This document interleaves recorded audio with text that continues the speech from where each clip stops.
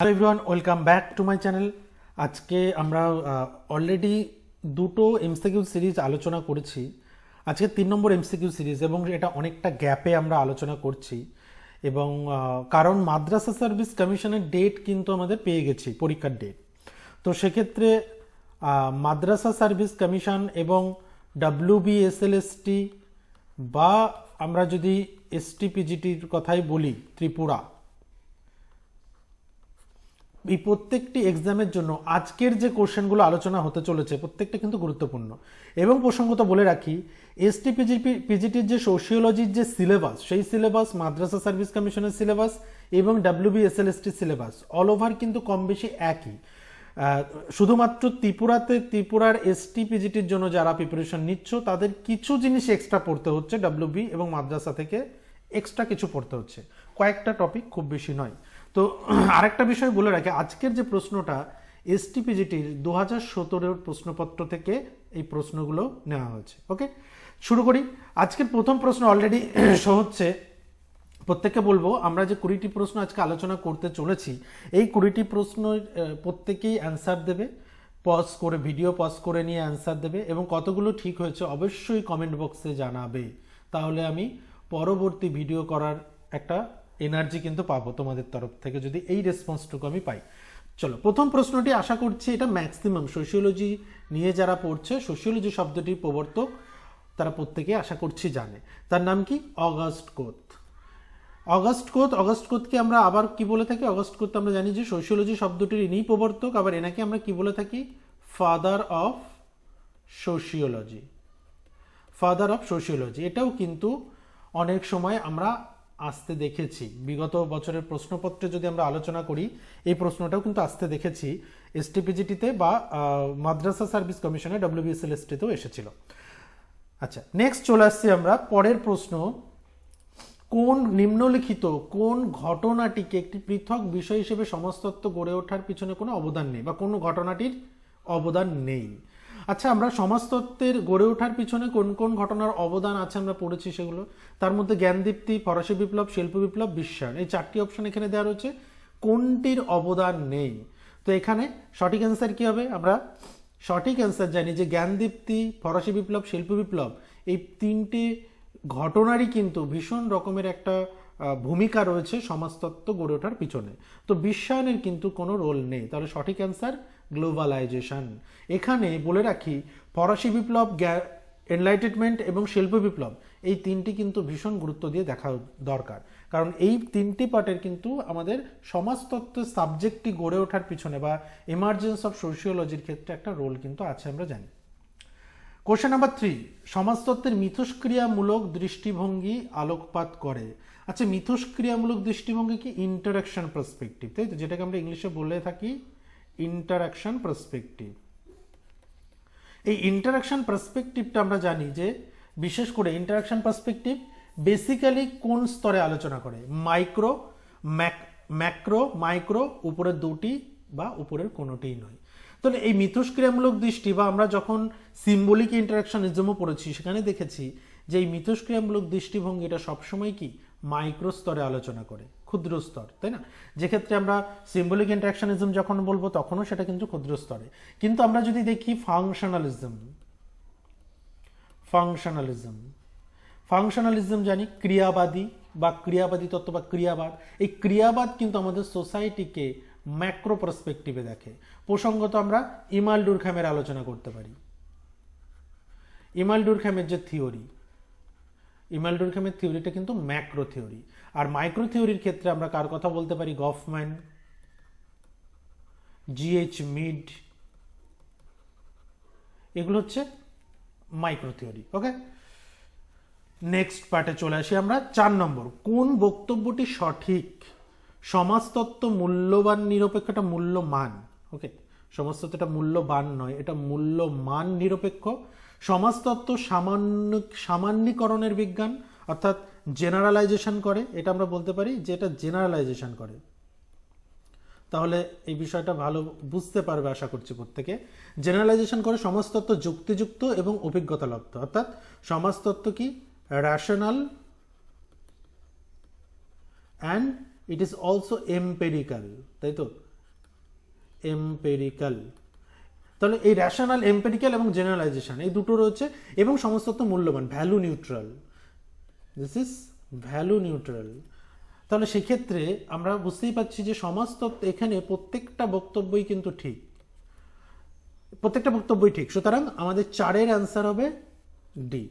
ওকে, তোমরা যারা প্লিজ তোমরা অ্যান্সার দেওয়ার সময় একটু পজ করে নাও, ভিডিওটা পজ করে নিয়ে তোমরা অ্যান্সার দাও। ওকে, চল এরপর আসছি আমরা নেক্সট কোশ্চেন। ল্যাটিন শব্দ সোসিয়াস, ল্যাটিন শব্দ সোসিয়াস এর অর্থ কি? এর অর্থ কি? দেখো, বিশেষ করে সমাজতত্ত্ব যে শব্দ দুটির সমন্বয়ে গঠিত, তার অর্থ দুটো একটু দেখে রাখতে হবে, এবং কোনটি কি শব্দ সেটাও দেখে রাখতে হবে। এর অর্থ কি? অর্থ হচ্ছে কম্প্যানিয়ন, সহযোগী বা সঙ্গী। সোসিয়াস, অ্যাকচুয়ালি সোসিয়াস ল্যাটিন শব্দের অর্থ কিন্তু কম্প্যানিয়ন বা সহযোগী। কোশ্চেন নাম্বার 6, শৃঙ্খলা বা স্থিরতার ওপর গুরুত্ব আরোপ করেছেন। আচ্ছা, শৃঙ্খলা স্থিরতাকে আমরা কি বলছি? যেটাকে আমরা ইংলিশে কি বলে থাকি? Order and stability. অর্ডার এবং স্টেবিলিটি, এই অর্ডার এবং স্টেবিলিটি আমরা কোন তত্ত্বে দেখি? অর্ডার এবং স্টেবিলিটিকে ইম্পর্টেন্স দিয়েছেন কোন তাত্ত্বিকরা? তো সেক্ষেত্রে শৃঙ্খলা এবং স্থিরতা কার্যবাদীগণ, দ্বান্দ্বিক তত্ত্ববিদ, বিনিময় তত্ত্ববিদ, না প্রবঞ্চবাদীগণ? অর্থাৎ এখানে আমরা সঠিক অ্যান্সার কি দেখব? আশা করছি প্রত্যেকেই করতে পেরেছ, যে 6-এর এ, কার্যবাদীগণ। যারা ফাংশনালিস্ট ছিলেন বা যারা কার্যবাদী ছিলেন, তারা কিন্তু সবসময় আমাদের সমাজের স্থিরতা এবং স্টেবিলিটির ওপর জোর দিয়েছেন। তাদের আলোচনায় দ্বন্দ্বের কোনো স্থান ছিল না। এবং প্রসঙ্গত আরেকটা বিষয় আমাদের মনে রাখা প্রয়োজন, এই কার্যবাদী তত্ত্বের সমালোচনা আছে অনেক, এবং এই সমালোচনার সূত্র ধরেই একটা তত্ত্বের উৎপত্তি। সেই তত্ত্বের নাম কি? দ্বন্দ্ববাদী তত্ত্ব। এই কার্যবাদী তত্ত্বের সমালোচনার মধ্য দিয়ে কিন্তু দ্বন্দ্ববাদী তত্ত্বের উদ্ভব হয়েছে। কার্যবাদী তত্ত্বের সমালোচনা কি সমালোচনা হয়েছিল? দ্বন্দ্ববাদী তাত্ত্বিকরা সমালোচনা করেছিলেন অ্যাকচুয়ালি যে কার্যবাদীরা কিন্তু এই অর্ডার এবং স্টেবিলিটির ওপর জোর দিয়েছিলেন, যেখানে কনফ্লিক্টের বা দ্বন্দ্বের কোনো স্থান নেই। দ্বন্দ্বের কোনো স্থান নেই, তাদের বক্তব্য ছিল দ্বন্দ্বের কোনো স্থান নেই এখানে। অর্ডার, আমাদের সোসাইটিতে শৃঙ্খলা রয়েছে, সোসাইটিতে স্টেবিলিটি রয়েছে। তো এই জায়গাটিকে কম সমালোচনা করে পরবর্তীতে দ্বান্দ্বিক তত্ত্ব বা দ্বন্দ্ব তত্ত্বের উদ্ভব ঘটে, যেখানে দ্বন্দ্ব তত্ত্ব মানেই আমরা কাদেরকে পড়েছি? এখানে তোমাদের সিলেবাসে কাদের আছে? Karl Marx. প্রথমে আমরা কার্ল মার্কসের কথা পড়বো, ডারেনডর্ফের কথা পড়বো, এবং দুইজন কিন্তু দুইভাবে দ্বন্দ্বকে দেখিয়েছেন। কোজার আছে, কোজারকে আমরা পড়বো। তাহলে এই 3জন তাত্ত্বিককে কিন্তু দ্বন্দ্ববাদের মধ্যে আমাদের দেখতে হবে। তারপর চলে আসি আমরা নেক্সট পার্ট, 7 নম্বর। নিম্নলিখিত কোনটি সমাজতত্ত্বের একটি বিভাগ নয়? এটা আশা করছি প্রত্যেকের পারা উচিত। ধর্ম সংক্রান্ত সমাজতত্ত্ব, রাজনৈতিক, শিল্প এবং জাতিগত বিজ্ঞান। এক্ষেত্রে আমরা কি বলবো? যে বেসিক্যালি যে সোশিওলজি অফ রিলিজিয়ান, এটা একটা ব্রাঞ্চ, তাই তো? এটা নিয়ে আমাদের কোনো প্রশ্ন নেই, এটা একটা ব্রাঞ্চ, সোশিওলজি অফ রিলিজিয়ান। রাজনৈতিক সমাজতত্ত্ব, পলিটিক্যাল সোশিওলজি গুরুত্বপূর্ণ ব্রাঞ্চ, এবং ইন্ডাস্ট্রিয়াল সোশিওলজি, এটাও আমরা জানি যে ইন্ডাস্ট্রিয়াল সোশিওলজিটাও একটা গুরুত্বপূর্ণ ব্রাঞ্চ। তাহলে এগুলো প্রত্যেকটাই কিন্তু সমাজতত্ত্বের বিভাগ। বিভাগ নয় কোনটি? এই জাতিগত, গোষ্ঠীগত সমাজতত্ত্ব, বা এটাকে কি বলে থাকি আমরা? Ethnic sociology. তবে এথনিক সোশিওলজি কিন্তু ব্রাঞ্চ নয়, তাই না? Ethnic sociology. Next part, question number 8, সম্প্রদায়ের বৈশিষ্ট্য। সম্প্রদায়, দ্যাট মিনস কমিউনিটির বৈশিষ্ট্য কি? কমিউনিটির খুব গুরুত্বপূর্ণ একটা বৈশিষ্ট্য হিসেবে কি দেখি? প্রতিদ্বন্দ্বিতা, মানসিকতা, দ্বন্দ্ব, না সবগুলি? অ্যাকচুয়ালি কমিউনিটির মধ্যে আমরা কোন বৈশিষ্ট্যটা দেখি সেটার উপর বেস করে যদি আমরা অ্যান্সারটা দিতে যাই, তাহলে দেখব যে কমিউনিটির মধ্যে কিন্তু সম্প্রদায়গত প্রতিদ্বন্দ্বিতা, মানসিকতা এবং দ্বন্দ্ব সমস্ত পার্টটাই তার মধ্যে থাকে। তো সেক্ষেত্রে আমরা কমিউনিটিকে এই সমস্ত উপরের সবকটি অ্যান্সার এটা দিয়ে আমরা কারেক্ট করব। ওকে, আচ্ছা, এখানে আরেকটা বিষয় বলে রাখি, অ্যাসোসিয়েশনটা একটু দেখে রাখবে। অ্যাসোসিয়েশন থেকে কিন্তু প্রশ্ন আসে, কমিউনিটি অ্যাসোসিয়েশন, বেসিক সোশিওলজির মধ্যে এইগুলোকে কিন্তু ভীষণ টার্গেট করে। কোশ্চেন নাম্বার 9, কে সমাজকে একটা সামাজিক সম্পর্কের জাল বলেছেন? এবং এটাকে এর ইংলিশটা যদি আমরা বলি, প্রত্যেকে যারা নেট সেটের জন্য প্রিপারেশন নিচ্ছ তারা প্রত্যেকেই জানো, কি বলেছিলেন, এ ওয়েভ অফ সোশ্যাল রিলেশনশিপ, এবং গুরুত্বপূর্ণ একটা স্টেটমেন্ট, রিলেশনশিপ সামাজিক সম্পর্কের জাল, যেটা খুব বেসিক সোশিওলজির মধ্যে আমরা আলোচনা করে থাকি। বোগার্ডাস, জিন্সবার্গ, ম্যাকাইভার, গিডেন্স। এটার অ্যান্সার কি হবে? ম্যাকাইভার। ম্যাকাইভার সামাজিক সম্পর্কের ওয়েব সোশ্যাল রিলেশনশিপের কথা কিন্তু বলেছেন। তারপর আসছি আমরা, তারপর নেক্সট 10 নম্বর। আচ্ছা, 10 নম্বর কোশ্চেন, যৌথভাবে কোনো উদ্দেশ্য বা উদ্দেশ্যের সমষ্টিকে সম্পন্ন করার জন্য যে সামাজিক সংগঠন ইচ্ছাকৃতভাবে গড়ে তোলা হয়। দেখো, ইন্টেনশনালি একটা গ্রুপ, তাই তো, ইন্টেনশনালি একটা সংগঠন গড়ে তোলা হচ্ছে একটা পার্টিকুলার উদ্দেশ্যকে সামনে রেখে বা একটা উদ্দেশ্য পরিপূর্ণ করার জন্য। তো সেক্ষেত্রে কি বলবো? প্রতিষ্ঠান, সংঘ, গোষ্ঠী, সমাজ। কি হবে অ্যান্সার? এটা খুব বেসিক জায়গা, বেসিক কোশ্চেন। তাহলে বেসিক কোশ্চেনের জায়গা থেকে আমরা এটাকে কি বলবো, যে কোনো একটা উদ্দেশ্য নিয়ে, একটু আগে যেটা আমরা আলোচনা করলাম, কোনো একটা পার্টিকুলার উদ্দেশ্য নিয়ে কোনো গ্রুপ তৈরি হলে সেটাকে আমরা কি বলে থাকি? অ্যাসোসিয়েশন, গোষ্ঠী নয় কিন্তু। হ্যাঁ, একটা বলেছে সামাজিক সংগঠন, এটা সামাজিক সংগঠন ইচ্ছাকৃতভাবে গড়ে তোলা হচ্ছে। তাহলে যখনই সামাজিক সংগঠনের প্রসঙ্গ ইচ্ছাকৃতভাবে, উদ্দেশ্য প্রণোদিতভাবে যখন গড়ে তোলা হয়, তখন সেটাকে আমরা বলি সংঘ। প্রতিষ্ঠান কি? প্রতিষ্ঠান যেমন আমরা ধর্মকে একটা প্রতিষ্ঠান বলে থাকি, তাই তো, দীর্ঘদিন ধরে আমাদের সমাজে যে বৈশিষ্ট্যগুলো তার অস্তিত্ব টিকিয়ে রাখতে পেরেছে ঐতিহ্যগতভাবে, তাকে আমরা প্রতিষ্ঠান বলছি। সমাজ, সোসাইটি কখনোই একটা উদ্দেশ্য নিয়ে হয় না, সোসাইটির সঙ্গে আমরা অন্যভাবে জানি, তাই তো।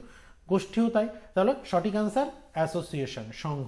কারণ সংঘ একটা নির্দিষ্ট উদ্দেশ্য নিয়ে গঠিত হয়, এবং সেই উদ্দেশ্য পরিপূর্ণ হয়ে গেলে আমরা কিন্তু সেই সংঘের সদস্যপদ অনেক সময় ত্যাগ করে দিই।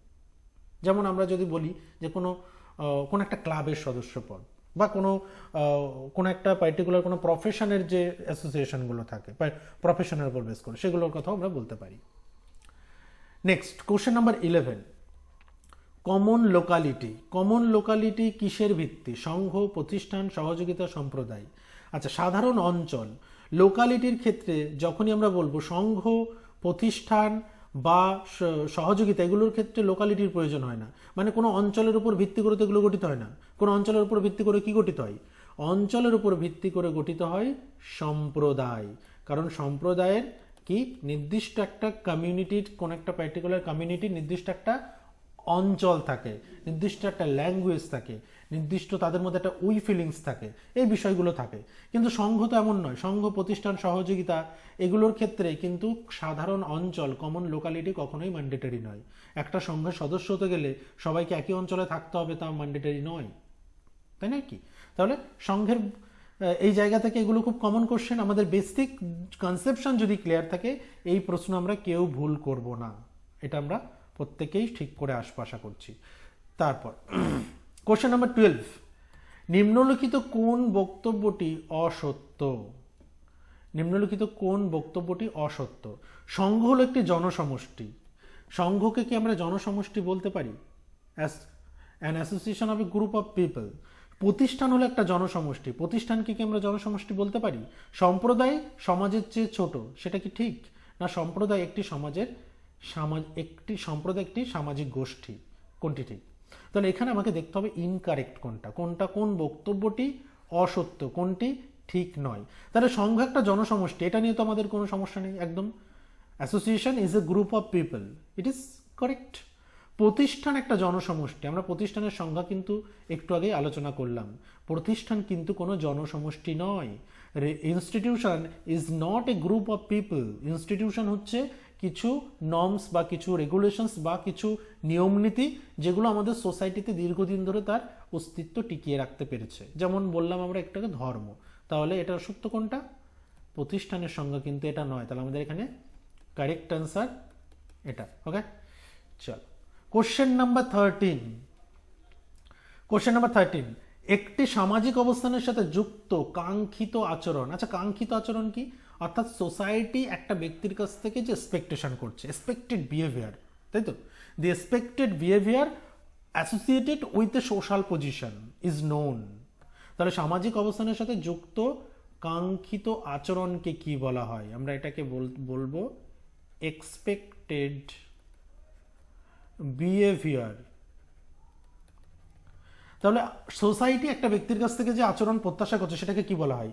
সামাজিক ক্ষমতা, সোশ্যাল পাওয়ার, সামাজিক ভূমিকা, সামাজিক মর্যাদা, সামাজিক মূল্যবোধ। তাহলে সেটাকে তো কখনো সামাজিক ক্ষমতা বলা হয় না, আমরা প্রথমেই কেটে দেব। আচ্ছা, তোমরা অ্যান্সারটা করে নাও পজ করে, আশা করছি এটা তোমরা সঠিক অ্যান্সারই দেবে। দ্বিতীয় যেটা হচ্ছে সামাজিক মর্যাদা, যে এই সামাজিক ভূমিকা। আচ্ছা, সামাজিক ভূমিকা কি অনুযায়ী তৈরি হয়? এখানে ভূমিকার মর্যাদা এই পার্টটা বলে রাখি। মর্যাদা এবং ভূমিকা এই দুটো ধারণা ভীষণ ক্লিয়ার থাকা প্রয়োজন।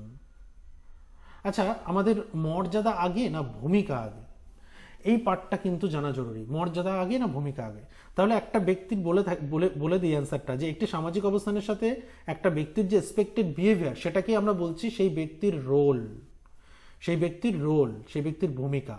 ওকে, একটা ব্যক্তির সামাজিক অবস্থান, সেই সামাজিক অবস্থান অনুযায়ী একটা ব্যক্তির কাছ থেকে কিছু আচরণ আমরা প্রত্যাশা করি।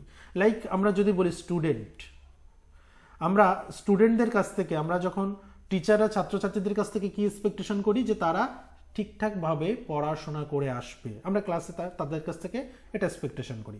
একইভাবে একটা স্টুডেন্ট যখন স্কুলে যাচ্ছে, বা একটা স্টুডেন্ট যখন কলেজে যাচ্ছে, বা কোথাও যখন সে স্টাডি করতে যাচ্ছে, তখন সে কি এক্সপেক্ট করে বিপরীত দিকে থাকা টিচারের কাছ থেকে, যে টিচার পড়াবেন। ওকে, তাহলে আমাদের কি হচ্ছে? মর্যাদা আগে না ভূমিকা আগে? তাহলে ক্লিয়ার হলো, মর্যাদা অনুযায়ী ভূমিকা তৈরি হয়। একটা ব্যক্তির মর্যাদা অনুযায়ী একটা ব্যক্তির রোল তৈরি হয়, কখনোই ভূমিকা আগে নয়। একটা ব্যক্তির মর্যাদা, সেই মর্যাদা অনুযায়ী ব্যক্তির সেই মর্যাদা অনুযায়ী কিছু আচরণ আমরা তার কাছ থেকে তার প্রত্যাশা করি, এবং সেই আচরণটাই হচ্ছে তার ভূমিকা। ওকে, তাহলে কাঙ্ক্ষিত আচরণ, এক্সপেক্টেড বিহেভিয়ার কি? ভূমিকা। এটা প্রত্যেকটা ক্ষেত্রেই কিন্তু মর্যাদার ভূমিকা থেকে ঘুরিয়ে ফিরিয়ে প্রশ্ন কিন্তু আসবেই। মর্যাদা এবং ভূমিকা ভীষণ গুরুত্বপূর্ণ, এবং ভূমিকারও কিছু ভাগ আছে।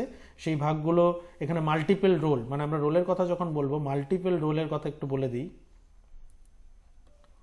মাল্টিপল রোলটা দেখে রাখবে, আর রোল সেট,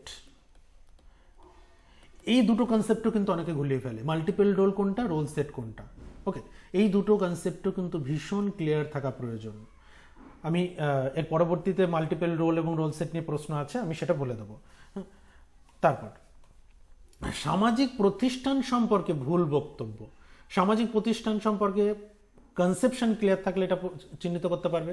এটি মানুষের চাহিদা পূরণ করে, এটি মানুষের আচরণ নিয়ন্ত্রণ করে, এটি সুনির্দিষ্ট নিয়মের সমন্বয়, এটি দ্রুত ও সহজে পরিবর্তনশীল। তাহলে এক্ষেত্রে কি হচ্ছে? যে আমরা কি বলছি? পার্টিকুলারলি বলছি যে সামাজিক যে একটা ব্যক্তির যে সামাজিক প্রতিষ্ঠান বলতে আমরা যেটা বলছি, সেই সামাজিক প্রতিষ্ঠান কিন্তু মানুষের চাহিদা পূরণ করছে, এটা নিয়ে আমাদের কোনো সন্দেহ নেই। সামাজিক প্রতিষ্ঠান অনুযায়ী সামাজিক প্রতিষ্ঠান আমাদের আচরণকেও নিয়ন্ত্রণ করছে। যেমন ধর্মের কথা বললাম, দেখো ধর্ম আমাদের চাহিদাও পূরণ করছে, মানসিক কিছু চাহিদা পূরণ করে রাখে অনেক সময় ধর্ম। আবার ধর্ম আমাদের আচরণকে নিয়ন্ত্রণ করে, অর্থাৎ আমরা কি আচরণ করব কি করব না সেটা কন্ট্রোল বাই রিলিজিয়ন হচ্ছে অনেক সময়। তাহলে এটি একটি মানুষের আচরণ নিয়ন্ত্রণ করছে, এবং সেটি সুনির্দিষ্ট নিয়মের সমন্বয় একদম। কারণ প্রত্যেকটা প্রতিষ্ঠানে কিছু রুলস রেগুলেশনস আছে। তো সেক্ষেত্রে আমরা বুঝতেই পারছি যে এই অ্যান্সারটি ভুল। এটি দ্রুত এবং সহজে পরিবর্তনশীল, এটা কখনোই নয়। এটা আমরা কখনোই ইজিলি বা খুব কুইকলি একটা সোশ্যাল ইনস্টিটিউশনের চেঞ্জেস হয় না, এর প্রসেসটা খুব স্লো। ছোট ছোট করে কিন্তু আমাদের সামাজিক প্রতিষ্ঠানে পরিবর্তন হয়। যেমন আমরা ধর্মের কথা প্রথম থেকেই একটা প্রতিষ্ঠান হিসেবে আলোচনা করছি, এই ধর্মের পরিবর্তন আমাদের এখন চোখে পড়েছে। আমরা বেশ কিছু যেগুলো ধর্ম এবং কুসংস্কার, বা কুসংস্কারের মধ্যে যে পার্টগুলো কানেক্টেড, যেটা ধর্মের সঙ্গে ভীষণ কানেক্টেড, সেরকম বেশ কিছু বা ধর্মের বেশ কিছু চেঞ্জেস কিন্তু আমরা মানুষের আচার আচরণে বর্তমান সময়ে সেই পরিবর্তনটা লক্ষ্য করি। তাহলে এটা কিন্তু খুব স্লো প্রসেস এবং সহজে কিন্তু পরিবর্তনশীল হচ্ছে না। যেখানে আমরা দেখেছিলাম যে আমাদের যে আমরা কালচারাল ল্যাগ পড়েছি, কালচারাল ল্যাগে কি দেখেছিলাম? যে বস্তুগত সংস্কৃতি অবস্তুগত সংস্কৃতির মধ্যে একটা গ্যাপ তৈরি হচ্ছে। তো সেখানে অবস্তুগত সংস্কৃতির মধ্যে আমাদের ধর্মীয় বা ট্র্যাডিশনাল কিছু থিঙ্কিং হ্যাঁ, ও ট্র্যাডিশনাল কিছু থিঙ্কিং বা ধর্মীয় কিছু চিন্তা ভাবনা আমাদের সেই অবস্থাগত সংস্কৃতির মধ্যে থাকে, যেমন আমাদের বিশ্বাস।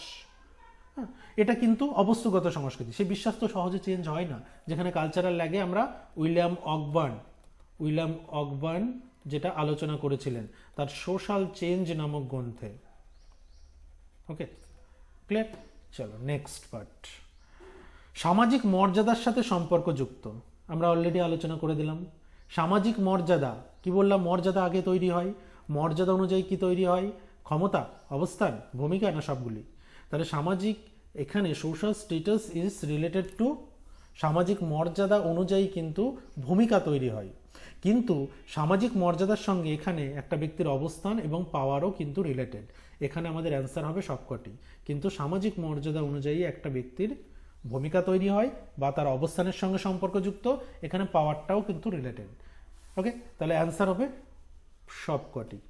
কোশ্চেন নাম্বার 6, এই কোশ্চেনটা আশা করছি প্রত্যেকেই পারবে। ভূমিকা পালনের সময় ব্যক্তি যে দ্বন্দ্বের সম্মুখীন হয় তাকে কি বলে?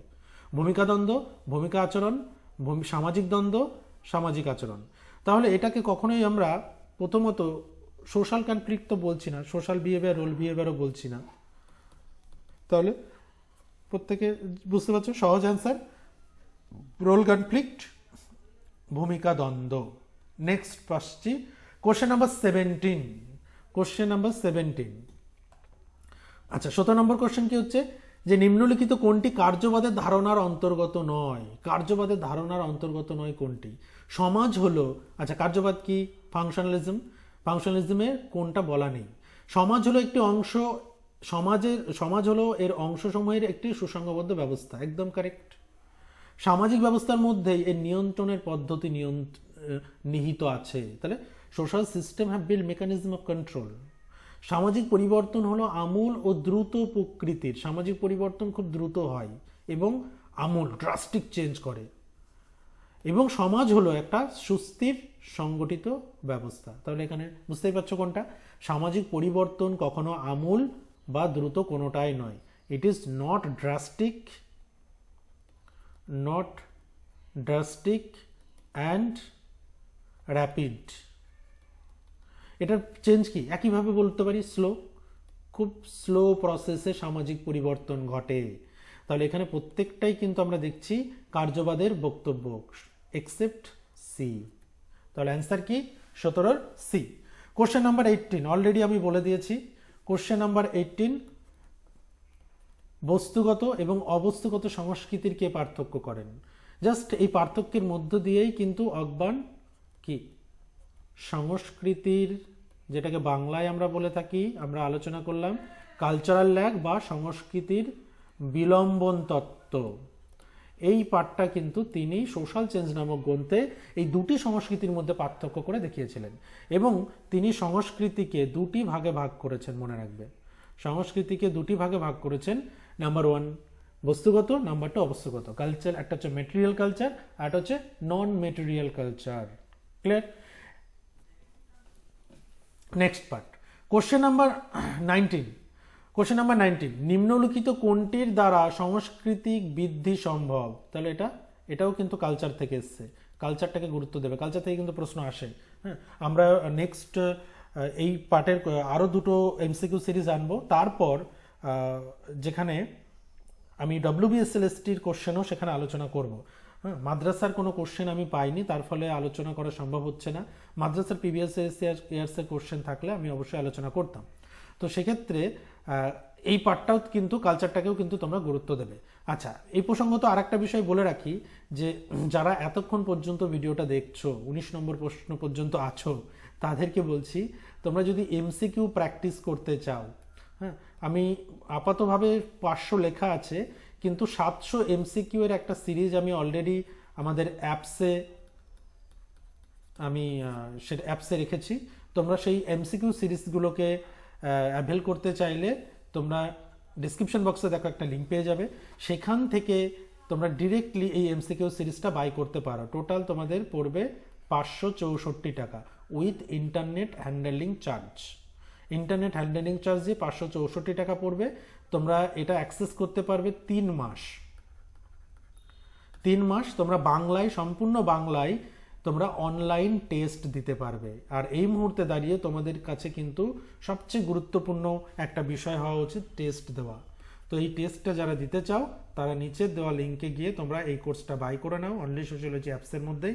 তোমাদের সুবিধা মতো, প্রয়োজন মতো তোমরা যখন খুশি এমসিকিউ প্র্যাকটিস করতে পারবে। ওকে, চলো। নিম্নলিখিত কোনটির দ্বারা সাংস্কৃতিক বৃদ্ধি সম্ভব?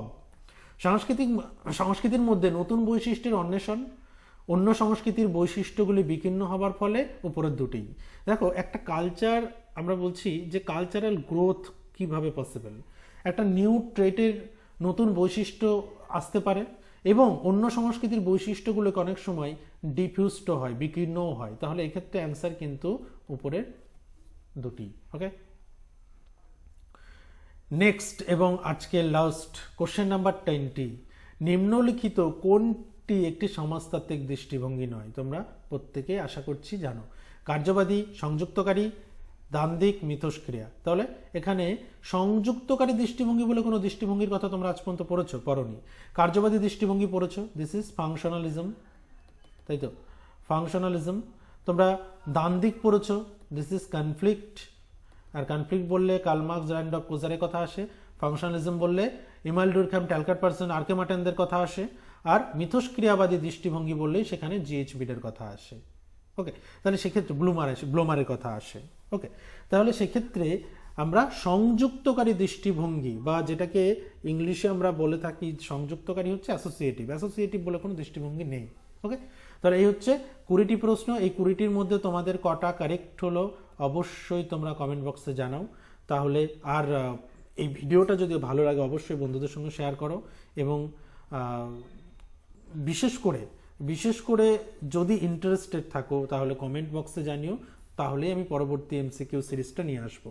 কারণ কি হয় যে আমি অনেকটা সময় ব্যয় করে এগুলোকে তৈরি করি, ভিডিওগুলোকে তৈরি করে দিয়ে যখন তোমাদের তরফ থেকে রেসপন্স না আসে তখন আমি সেই ভিডিওটা নিয়ে আর এনার্জি পাই না। যেমন দেখবে আমার ম্যাক্সিমাম ভিডিও ক্যালকাটা ইউনিভার্সিটির ছাত্রছাত্রীদের জন্য, তাদের তরফ থেকে প্রচুর পজিটিভ রেসপন্স আসে। কারণ আমি যে অ্যাকচুয়ালি যে হার্ডওয়ার্কটা করছি এই ভিডিওগুলো তৈরি করার পিছনে, তারা সেই ফিডব্যাকটা দেয়। তো তাদের এই ক্যালকাটা ইউনিভার্সিটির গ্র্যাজুয়েশনের ভিডিও করে আমি এই মজাটা পাই। তো তোমাদের তরফ থেকে যারা মাদ্রাসা এসএলএসটির জন্য যারা খাটছো তারা অবশ্যই একটু রেসপন্স করো। আর অলরেডি কোর্স রয়েছে, যারা WB এসএলএসটির জন্য পড়তে চাইছো তাদের জন্য কোর্স রয়েছে, এমসিকিউ সিরিজের জন্য কোর্স রয়েছে। আর একটা প্র্যাকটিস ব্যাচ চলছে, সেটাতে এই মুহূর্তে আর অ্যাডমিশন নেওয়া সম্ভব নয়, কারণ খুব শেষ মুহূর্তে আমরা চলে এসেছি। আর WB SLST বা যারা ত্রিপুরা STPGTর জন্য খাটছো তাদের জন্য ব্যাচ 2 চলে এসছে, তোমরা এই ব্যাচ 2তে জয়েন করতে পারো। এবং 5 তারিখ পর্যন্ত, বলে রাখি আজকে 2 তারিখ, 5 ফেব্রুয়ারি পর্যন্ত একটা অফার চলছে, 400 ডিসকাউন্ট, 400 অফ চলছে। এই 400 অফ দিয়ে তোমরা টোটাল 3100 টাকায় এই কোর্সটা কিন্তু অ্যাভেল করতে পারবে। ওকে, যারা ইন্টারেস্টেড আছো তারা কমেন্ট বক্সে জানিও বা হোয়াটসঅ্যাপে তোমরা জানাতে পারো আমাকে। আর ডিসক্রিপশন বক্সে লিঙ্ক আছে, সেখান থেকেও নিয়ে তোমরা ডিটেলস দেখতে পারো। ওকে, আজকে শেষ করছি এখানে, দেখা হচ্ছে পরবর্তী ভিডিওতে।